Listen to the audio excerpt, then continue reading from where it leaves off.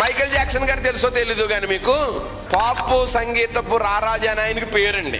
ఆయన మంచి డ్యాన్స్ వేస్తూ ఉంటే ఆ డ్యాన్స్లో ఆయన్ని చూడటానికి ఉర్రూతలు పోయి ₹1000 టికెట్ కొనుక్కొని ఆయన చూస్తూ ఉండేటువంటి వారు. దాంతో ఆయన షోలన్నీ హిట్ అయిపోయి ఆయనకి బోల్డ్ అంత డబ్బు వచ్చేసింది.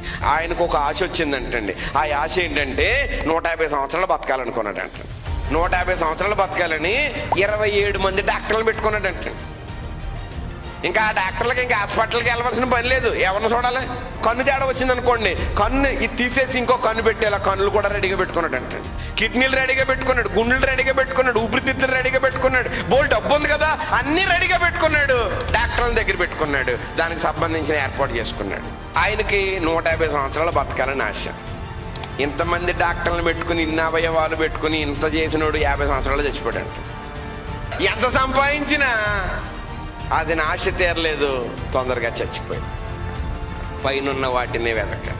ఇప్పుడు ఒక చరిత్ర ఉండిపోయింది కానీ ఆయన మీదట ఆయన ఏమీ పట్టుకుని వెళ్ళలేకపోయాడు.